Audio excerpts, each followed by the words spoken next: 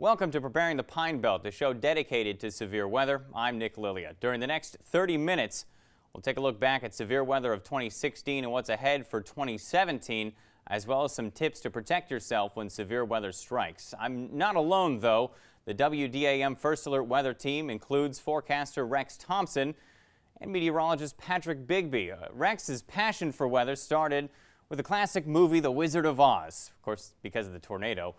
Then at 8, Hurricane Camille flattened his hometown of Columbia. After that, he knew he wanted a career in weather, and for the last 30 years has been forecasting for the Pine Belt. Patrick Bigby, his passion started when he was a kid, watching more of the Weather Channel than cartoons. By 13, he was the youngest weather watcher for the local TV station and was an advanced Skywarn storm spotter before graduating high school. The University of South Alabama was next for Patrick, where he earned a bachelor's of meteorology in 2015. Our team is dedicated to an accurate forecast and protecting you and your family during every severe weather event. Speaking of severe weather events, in 2015 and 2016, the winter severe weather season was very active. There was a chance for severe weather on about 2/3 of the Tuesdays and Thursdays in December, January, and February. Rex Thompson takes a look back at the 2015-2016 season.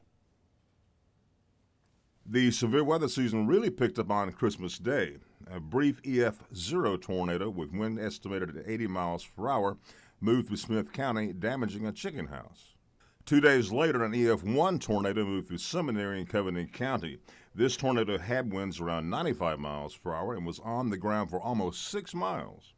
After a month of near misses, a strong cold front moved through the area on January 21, 2016, spawning 2 tornadoes across the area, one in Simpson County, the other in Lamar County. The Lamar County tornado was rated an EF2 with wind estimated at 115 miles per hour as it moved through northern sections of that county. While it cost $65,000 in damage, it lifted just west of Summerall and didn't go through town. The next round of tornadic weather showed up on the 15th of February. As a cold front moved through, 6 tornadoes caused more than $800,000 in damages across the area. The final severe weather event occurred on the 23rd of February when 12 tornadoes caused a total of $500,000 in damage and killed 1 person. The strongest tornado that day was an EF2 in Baxterville. The tornado was as wide as a football field with wind estimated at 105 miles per hour. It moved through sections in Baxterville, destroying a mobile home, snapping power lines, and killing a man trying to seek shelter. 2016 season, 5 tornado days produced 22 tornadoes. That means there was, on average, a storm system strong enough to produce a tornado about every other week. Each time, a system produced about 4 tornadoes, and that's why we always want you to be weather aware. As Rex mentioned, 2016 features multiple rounds of severe weather, but he only talked about the winter. Patrick is here now to talk about the spring severe weather events. Patrick? The March floods are something a few of us will ever forget. On March 10th, a slow-moving storm system dropped nearly a foot of rain just in a few hours across portions of the Pine Belt. Heavy rain swelled rivers, invaded homes, and brought travel to a halt. Flooding caused nearly $4 million of damage, according to the National Weather Service, and that doesn't even take account of roads, bridges, and other infrastructure that was hardest hit in those areas. The hardest hit areas were Marion, Forest, Jones, and Perry's counties. In fact, some places in Perry County were underwater for nearly 3 weeks. Let's go back in time and take a look at how bad the flooding was in Perry County. Here's Ryan Moore. What looked like a bright sunny day along the Leaf River was nothing but a sign of heartache and devastation for residents in Perry County. It's the highest we've ever seen. It flooded really bad when I was in high school, and it didn't get nearly this high, and most of my family's houses are pretty much destroyed.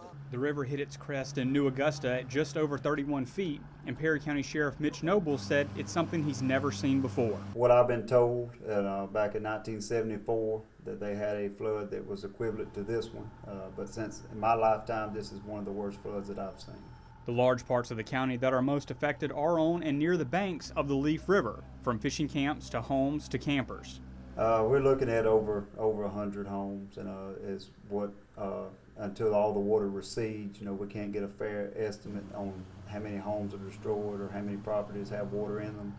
Emergency officials are calling for another 6 to 12 inches of rising water in Beaumont before the water starts to recede.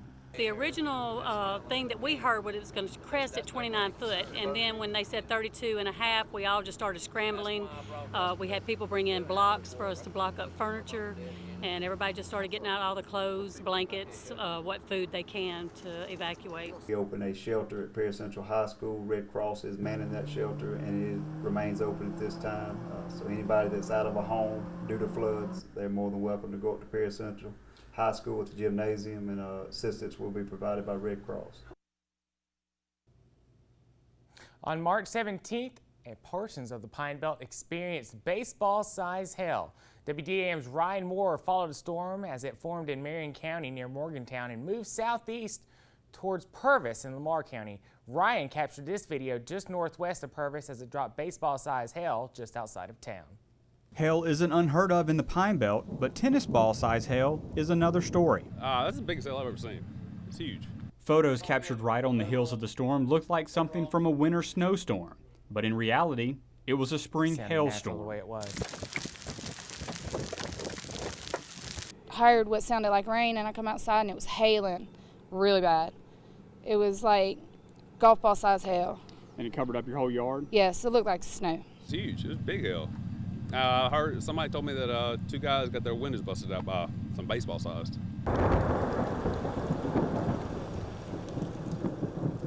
We hadn't had any major damage reported yet.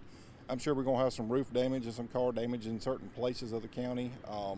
But right now, no major reports of any problems. Lamar County Emergency Management Director James Smith says his office was monitoring the storm when it was in Marion County. It was like golf ball size hail, and then when it slowed down, it was just little pieces, and then when it got heavy again, it was big pieces of hail again. Still in March, the Pine Belt again had to take cover from severe weather. On the 31st, a cold front pushed a line of storms through the area with damaging winds, hail, and our last tornado of the season. In all, people had to clean up more than $770,000 of damage. An EF1 with winds estimated of 95 miles an hour moved through Purvis.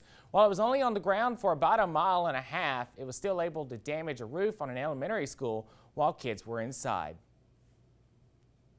Things really quieted down in March. After that, there were 2 more events in April with wind and hail, 3 in May, but the damage was generally minor. Nick? Thanks, Patrick. Coming up after the break, we'll talk about how you can stay safe when severe weather strikes, and later we'll talk about what La Nina could mean for the upcoming spring severe weather season. Stick around.